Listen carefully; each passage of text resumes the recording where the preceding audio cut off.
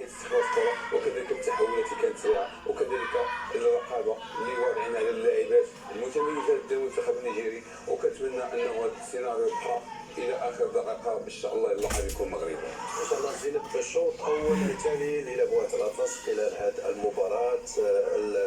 القدم الاولى يصح القول بالنسبه للقب حسم في انتظار الشوط الثاني من المباراه.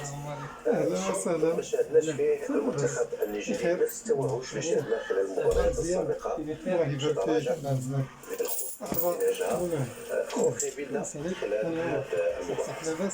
هو بالعكسي ما غنقولوش على ان المنتخب النيجيري ما ظهرش بقوه، وانما القوه يمكن ديال المنتخب الوطني المغربي هي اللي خلات المنتخب النيجيري ما يبانش في التوهج ديالو.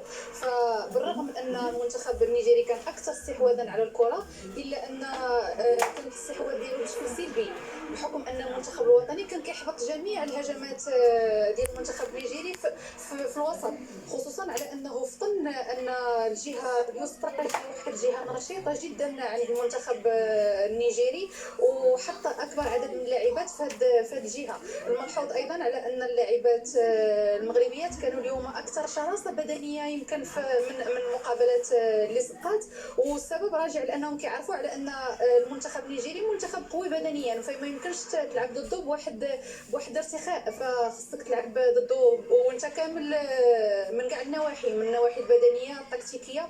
ايضا الجميل في هذا الشوط الاول هو ان قراءه جيده للخصم، فكيبان على انه الناخب الوطني دار قراءه جيده للمنتخب النيجيري، بحيث انه لعب على جميع نقاط القوه ديالو وخلى ضعف ليه هذوك النقاط القوه. ايضا السرعه والنجاعه في استخلاص الكرات واستغلال ابسط الفرص، فكنشوفوا على انه جوج ديال لي تيغ كادغي اللي كانوا على شباك المرمى الخصم فتسجلوا بجوج بهم، وهذا كيدل على ان المنتخب الوطني عنده واحد النجاعه هدفيه كبيره، وان اللاعبات واعيات بهذه المسؤوليه، خصوصا هذه مقابله نهائيه